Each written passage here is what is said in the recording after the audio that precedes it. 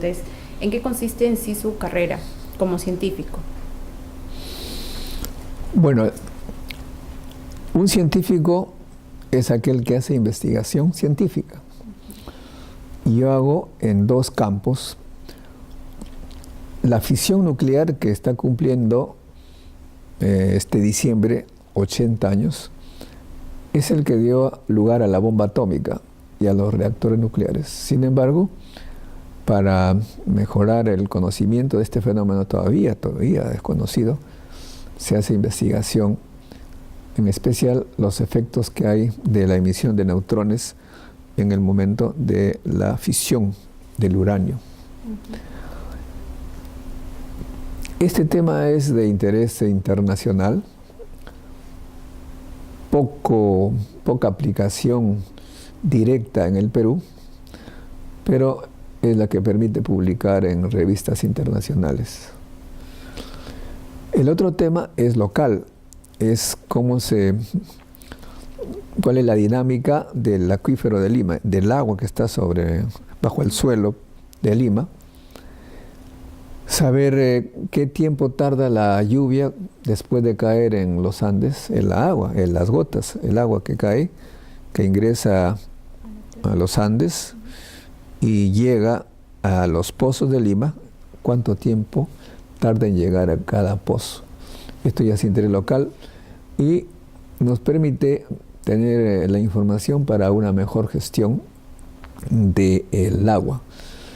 Imaginemos que un año no llueve o 2 años no llueve, nosotros sabremos en cuánto tiempo va a llegar el agua que cayó hace 3, 4 años, cuánto tiempo va a llegar acá, para saber de cuánto disponemos del agua subterránea para poder hacer los planes de supervivencia. Nosotros tenemos, por ejemplo, acá en la Costa Verde, varios manantiales de agua dulce, que es agua subterránea que viene de las lluvias, que es totalmente potable para poder consumir en caso de no tener agua. Pero ¿cuánto tiempo estará? Esas cosas tenemos que saber. Por la contaminación y todo eso, ¿cierto? No, sobre todo por el tiempo que llega el agua, ¿no? La contaminación no tanto, porque al ingresar al subterráneo hay un poco de filtro y no llega tanto. De todas maneras hay, ¿no? Porque al nivel de la Costa Verde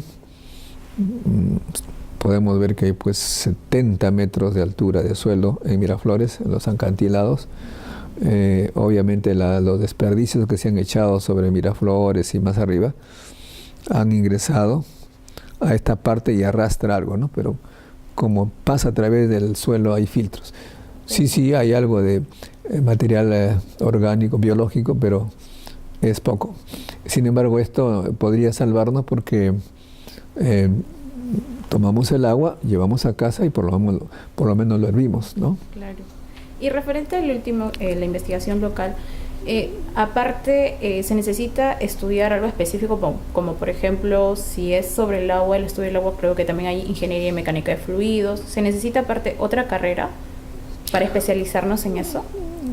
Claro. Esta investigación no la hago sola, obviamente, ¿no? Un grupo, ¿sí? Claro, es un grupo de hidrólogos, ingenieros civiles especializados en hidrología, con científicos nucleares que permiten también estudiar por métodos radioactivos nucleares la edad del agua. Porque, ojo, el agua está compuesta de hidrógeno y oxígeno. Sin embargo, hay 3 tipos de hidrógeno. Hidrógeno 1, 2, 3. El 3, que se llama tritio, decae, o sea, se convierte en otra cosa. Y para detectar cuánto tritio queda, hay que usar detectores nucleares de radiación. Y sabiendo cuánto tritio queda, sabemos cuán vieja es el agua, ¿no? Usted también cree, referente a lo que nos acaba de decir, ¿no? Como investigador sobre la fisión nuclear, ¿cuánto tiempo le llevó esta investigación? Nos referimos a la internacional. Esta investigación es permanente, o sea, desde el año 1979 que participé por primera vez en un congreso internacional, esto en Jülich, Alemania, donde estudié justamente los efectos de la emisión de neutrones. Desde ahí empezó la investigación y cada vez se sabe un poco más, y cada paso que uno da en ciencia significa una publicación en una revista internacional, que no es tan fácil. Por ejemplo, yo envié en mayo un artículo, acabo de recibir la respuesta de una revista que me dice, me demanda algunas precisiones, entonces hay que estar permanentemente, en este caso, en diálogo con los llamados referís, que son científicos de nivel internacional, que no sabemos quién es porque es anónimo, y luego si aceptan, bueno, queda eso establecido, pero habrá otras preguntas que habrá que seguir respondiendo. La naturaleza es todavía un secreto. Y tocando ese tema que más se valora quizás el trabajo científico internacionalmente y no peruano, quizás para usted como científico es incómodo, o quizás, como nos indicó, no hay competencia. Bueno, sí, pues ahí hay sentimientos encontrados, ¿no? Porque a mí me gustaría estudiar más las cosas peruanas, pero en el campo nuclear no hay mucho. Una vez envié un artículo, en este caso a una revista internacional, sobre el agua de Lima, y la respuesta fue amablemente, ¿no? Es un tema muy local, o sea, es un tema para Lima, no para Perú. Las revistas internacionales están interesadas en temas que todo el mundo puede digamos, interesarse, valga la redundancia, aplicar, comprobar.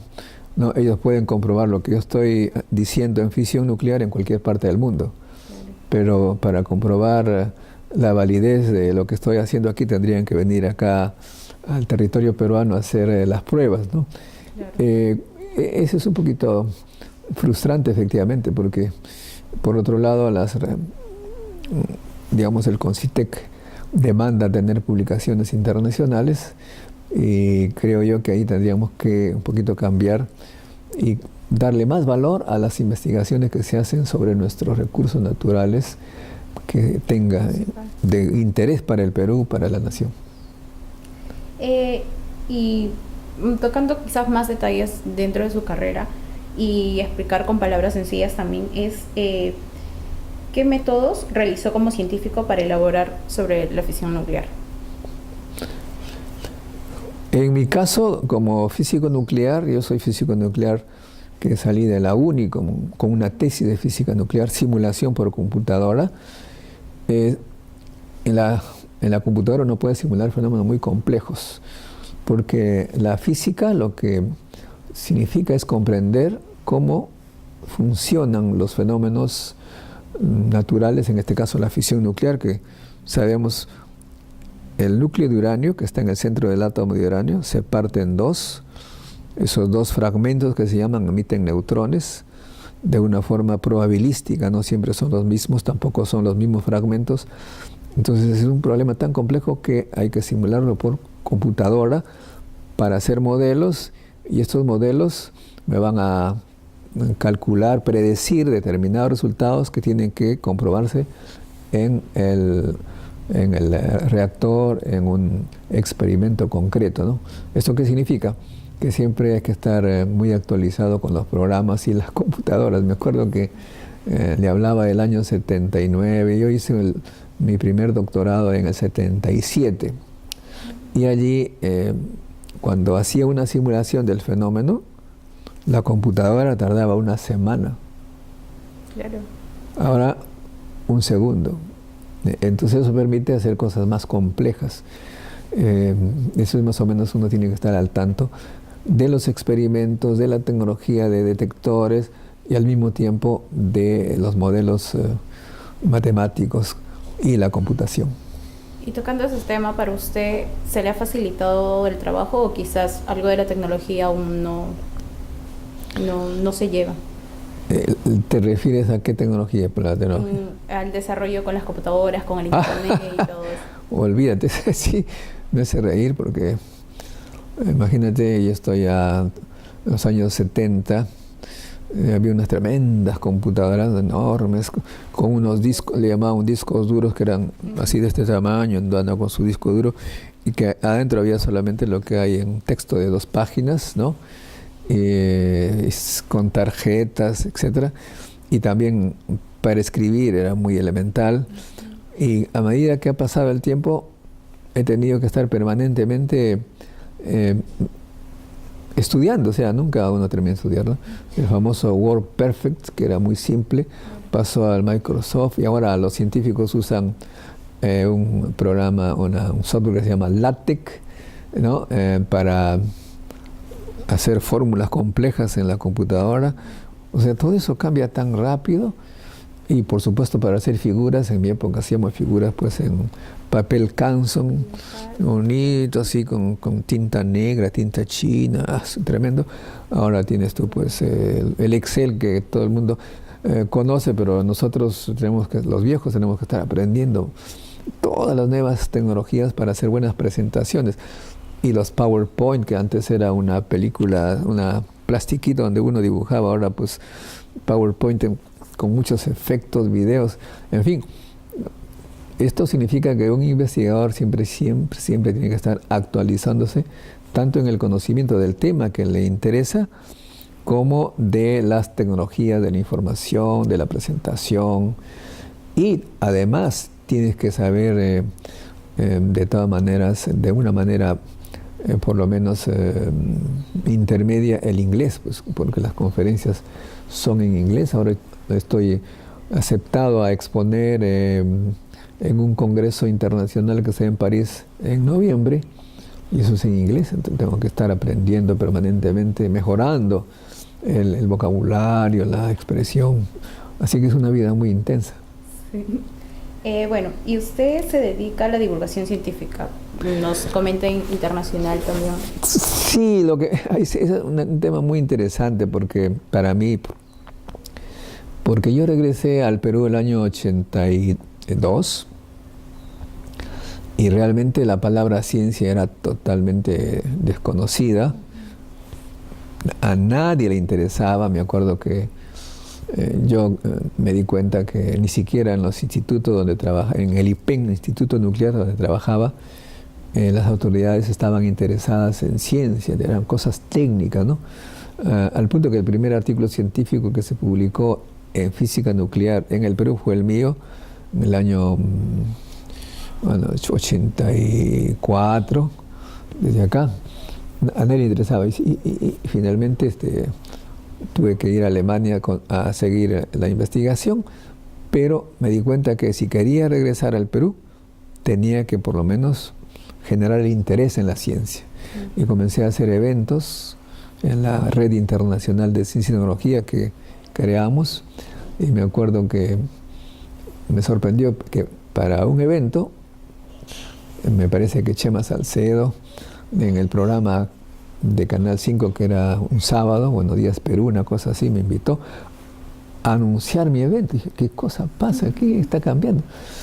Cuando estuve allí en el set, me dijeron, mira, la ciencia es un tema estéril, ¿no? Que era un tema estéril, un término periodístico.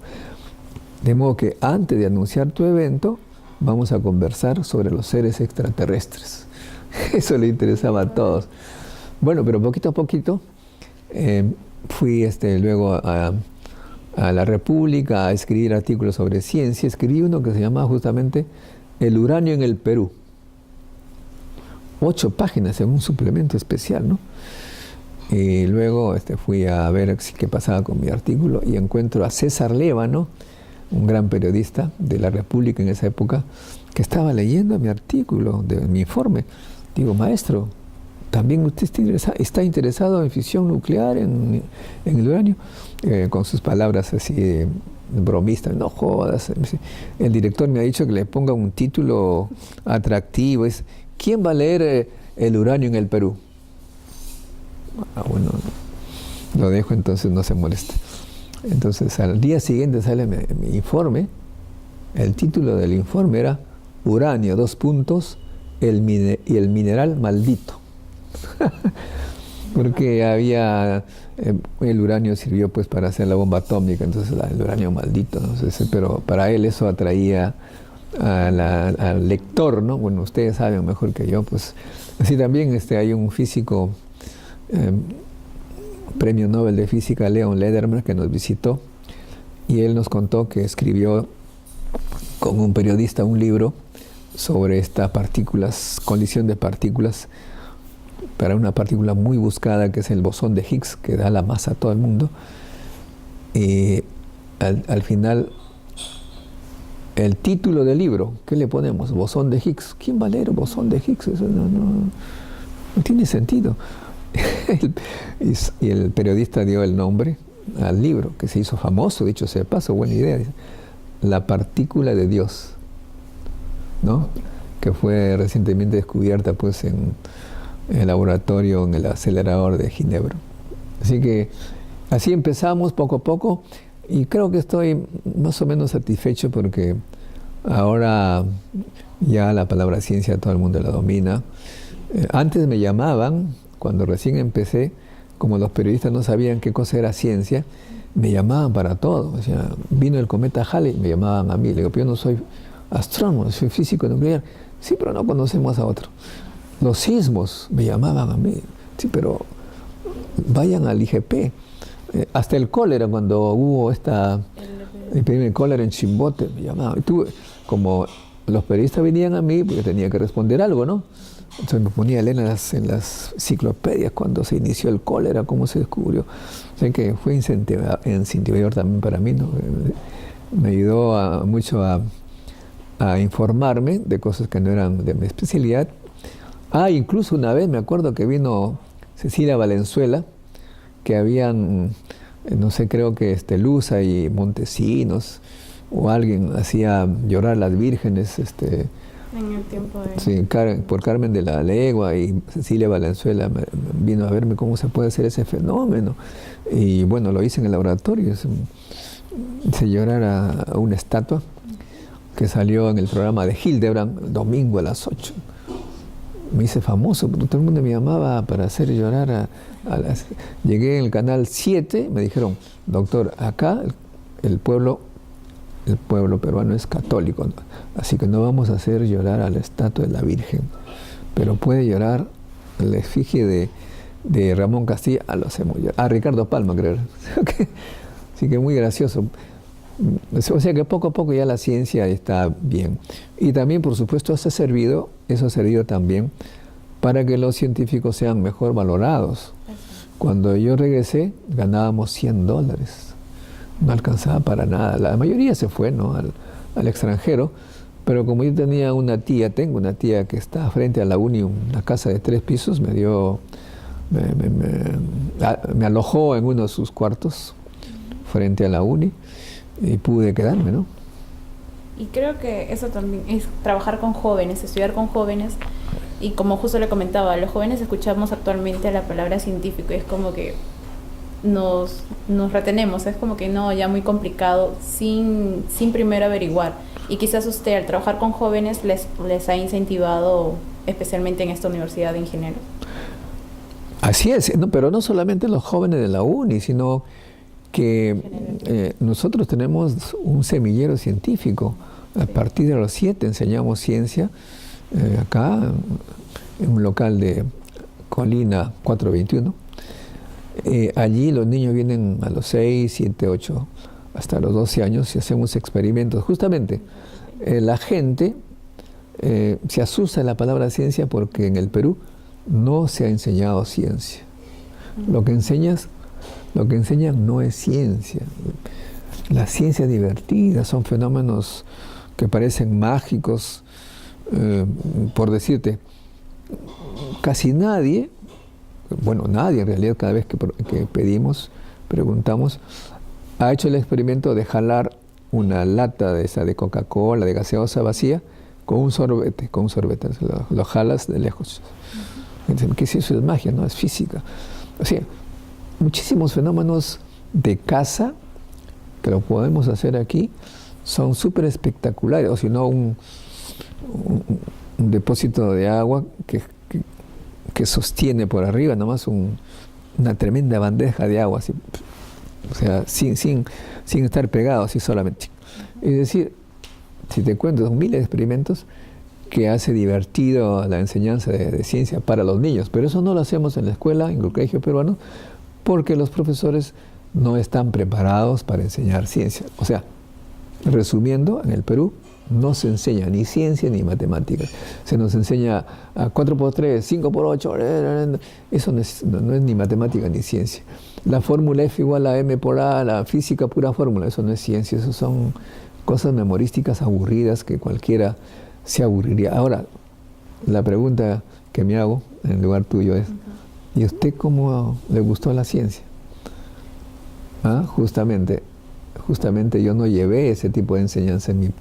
Mi maestro fue mi abuelo, que me enseñó a ver las estrellas, que me enseñó a ver los animales, cómo viven los gusanos, las arañas, las culebras, las tarántulas, cómo nacen las ovejitas, cómo nacen los terneritos, los potros, o sea, una cosa extraordinaria. Y luego hice en un taller de CIDER Perú, que antes era SOGESA, hacer un transformador, como ver la corriente, medir cómo pasa de un lado a otro.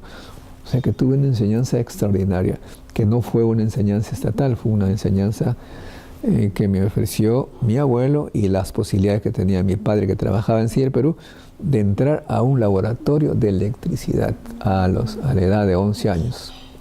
¿Te das cuenta? Eso debería hacerse en los colegios y tendríamos mucho más fanáticos de ciencias que yo. Y tocando lo último, quizás a usted se le facilitó teniendo el aprendizaje de su abuelo, el laboratorio de su papá. Quizás para una persona que es alejada, no tiene ese entorno, ¿se le haría complicado quizás económicamente? Pero bueno, como te digo, nosotros tenemos este semillero que reproduzco lo que me enseñó mi abuelo y lo que pude en el trabajo del papá en CIDER Perú, donde él trabajaba. Eso lo reproducimos aquí en este semillero y es espectacular, ¿no? Es una cosa muy, muy bonita. Pero a nivel nacional lo que tiene que hacerse es que el Estado haga este plan, ¿no? Para que la ciencia sea fácil. A mí me da mucha pena ver cómo el Ministerio de Educación y las empresas sobre todo dicen ciencia con tecnología y la educación. ¿Qué cosa es? Computadoras. La computadora es como un libro que te permite información, pero la ciencia es la comprensión de la naturaleza. Y ahí hay poco profesor que está preparado, y el ministerio hace muy poco para que por ejemplo, nuestro semillero lo hacemos para gente que quiere, pero el ministerio no se le ocurrió venir a decir, doctor Montoya, ¿cómo hacemos esto en todos los colegios? Yo no me preocupo, yo estoy feliz, tengo menos trabajo, pero me da pena que el gobierno hasta ahora no se preocupe por enseñar ciencia y, como usted dice, hace que la gente tenga miedo de la ciencia, cree que es una cosa rara, ¿no? Bueno, ¿y cuál es, ya cambiando de tema, cuál es el estimado de la investigación de peruanos en el extranjero? Como usted me indica, viajó y se desarrolló más internacionalmente. Mira, debe haber grosso modo, entre muy buenos investigadores, habrá unos 10.000, ¿no? Fuera del Perú. Fuera del Perú. Esta estadística lo saco porque de mis colegas de la UNI, casi todos de mi promoción, casi todos se han ido al extranjero y no regresan. Y no regresan porque el Estado no los quiere, ¿no? No los quiere. El Estado no ha comprendido para nada. A ver, para ser más concretos en la información. Hasta hace un año, hasta hace meses, un científico con 30 años de edad, que seguro es casado y tiene hijos, que vive en Francia, Estados Unidos, Alemania, quisiera venir a trabajar a la UNI, lo máximo que podía ganar era 1.200 soles. Como ejerce como si fue el sueldo de un profesor, ¿cierto? Lo que pasa es que el Estado ha decidido aparentemente, congelar la educación estatal. No hay plazas para profesores nombrados en la UNI, ni en la San Marcos, ni en la Molina, ni en Villarreal, no hay plazas. Y por lo tanto, cuando ingresan acá, los jóvenes científicos brillantes entran como contratados. Y lo que puede ganar un profesor contratado a tiempo completo, hasta hace un mes o 2 meses, es 1.200 soles. Eso yo lo considero un insulto, ¿no? Yo no me preocupo por los científicos peruanos porque ellos regresan por donde vinieron y están felices. Los que se han quedado allá de mi promoción ganan $20.000 al mes, están felices. Uf. Cualquiera que quisiera esa vida estaría envidiando. A mí me gusta mi país, me gusta Perú. No hay tanta envidia, ¿no? Pero la gente se va. De modo que esa realidad es que casi todos se han ido. O sea, los científicos que han regresado al Perú en las condiciones que estoy mencionando, son, como dijo un colega brasilero, o son malos o son locos. O sea, por eso hay que parecer loco para no crean que uno es malo. O sea, un mal científico se regresa, o un chiflado que está enamorado del Perú, que es algo especial, se regresa, ¿no? Porque el trato es tan mal para los científicos por parte del Estado que obviamente no regresa. Sin embargo, debemos decir también que en estos últimos años, debido a la ley que ha dado el gobierno, promovida por Daniel Mora, se está exigiendo que las universidades hagan investigación, no tanta fuerza, pero ya le están dando un poco, empujando a las privadas que hagan investigación, ¿no es cierto? Entonces, ¿qué hacen las privadas? A estos muchachos que vienen a la uni y les ofrecen 1.200, le dicen, te doy 20.000, ya se quedan. Son pocos, pero ya hay gente que está ganando 20, 25.000 en universidades privadas, porque ya se les exige que hagan investigación. Pero el Estado parece que ha decidido, como digo, repito, abandonar la educación estatal, y las universidades estatales no tienen plazas para ellos. Felizmente, como se dice, muchos se quedan, pero usted regresó. Y bueno, mire, lo que pasa es que, como he señalado, yo he sido educado por mi abuelo, y mi abuelo es descendiente de los amautas, de una civilización de la Sierra de la Libertad, una civilización que se llamó la civilización Cuye, que tenía como 200 kilómetros de Cajamarca a Ancash, con centro en mi pueblo, en los terrenos de mi abuelo, que se llama Cuidista, donde él, Cuidista, que es el centro arqueológico de esa civilización, él me enseñó ciencias, en un lugar que fue especialmente escogido para ello, porque desde ese lugar, hay gente que no me cree, pero es real, se ve al mismo tiempo toda la Cordillera Blanca, que está a 160 kilómetros al sur, y el mar, que está a 70 kilómetros al oeste. Y de allí se ve todo. Es un observatorio natural propicio para promover la ciencia y la tecnología. ¿Nos indica que en noviembre va a tener un evento?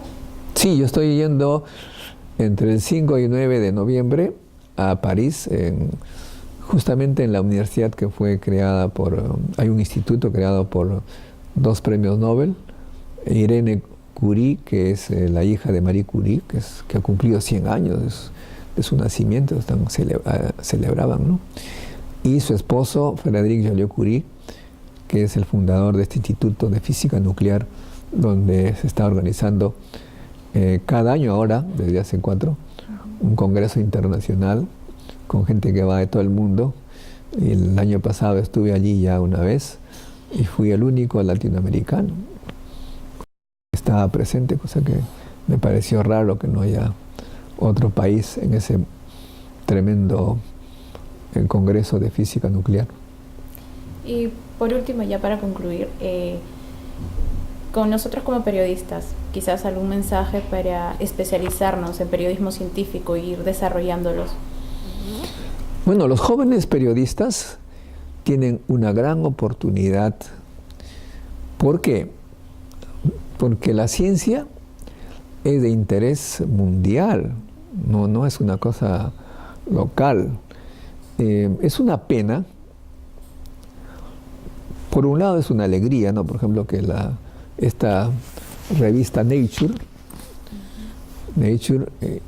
haga cosas sobre Perú, pero sobre todo el National Geographic, que hace ciencia en el Perú y aprovecha para traer turismo científico, organiza grandes expediciones a la selva peruana, a varios sitios del Perú, ganando un montón de plata porque atrae el interés del mundo en temas científicos que tienen que ver con la glaciología, la biodiversidad de la selva, restos arqueológicos como Machu Picchu.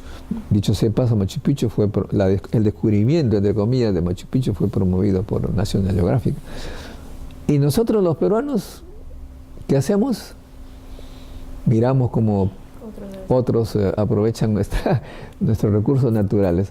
De modo que los periodistas científicos peruanos tienen ahí una gran oportunidad para hacerle la competencia a estas grandes empresas internacionales, ¿no? Yo les sugiero que sigan esa carrera, porque además pueden ustedes, con las tecnologías de la comunicación ahora, poner sus productos de investigación en la internet y van a tener mucho más clientes que antes, ¿no? Antes estábamos cercados, ahora no.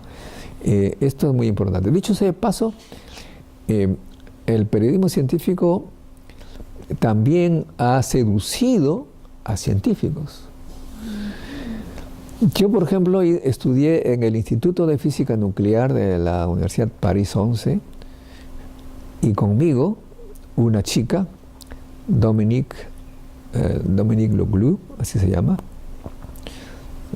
doctora como yo en física nuclear, y de repente se convirtió en periodista científica y ahora es la directora de uno de los periódicos franceses especializado en ciencias. Se llama, usted échele una vista, a Sciences et Avenir, se llama Ciencias y Avenir. Y ella está allí, física nuclear, de mi promoción, es periodista científica, y viaja por todo el mundo. Es decir, es una gran oportunidad porque la ciencia es una cosa universal y el periodismo científico obviamente interesa a todos. Claro. Bueno, gracias. Cerramos con esto. Muchas gracias, muchas gracias.